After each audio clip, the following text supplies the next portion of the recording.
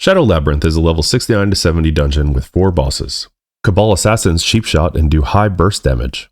Cabal Fanatics fixate on a player and use Binding Shot to stun for 5 seconds. They have increased attack speed while they fixate. If you are targeted, be ready to run away. This is a very dangerous trash mob.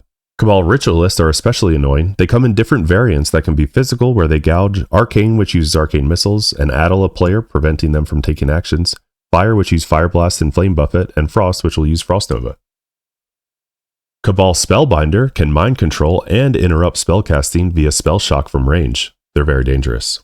Spell Overseers will AoE fear with Intimidating Shout, and they use Mortal Strike. They also aggro wipe and charge a random party member after an AoE fear. Malicious Instructors attack very fast. They cast Shadow Nova, and they mark their targets with 5 stacks of Mark of Malice.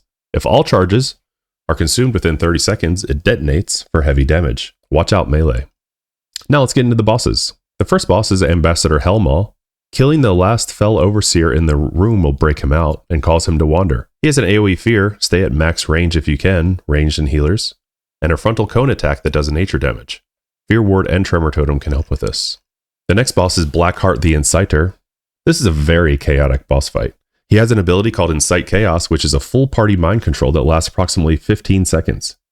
Use your big damage cooldowns at the start of the fight so you don't kill your party when you're mind controlled.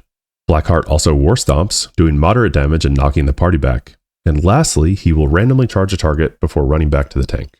The third boss, Grandmaster Vorpal, will open 5 Void Rifts around him, which slowly spawn Void Travelers. If they reach the boss, they explode, do moderate damage, and heal the boss. These Void Travelers can be CC'd, but most likely should just be killed. He also summons the entire party to him and casts Rain of Fire immediately. Make sure you run out. Finally, he has a Shadow Bolt Volley ability. Shadow Resist can help here. Once you and your party have enough gear, you can probably ignore the ads and just burn the boss. Murmur is the last boss in Shadow Labs. Sonic Boom is a build-up ability that explodes. All players within 34 yards will lose 70% or more health and take another 12% damage over 6 seconds. It also reduces movement speed. Get out.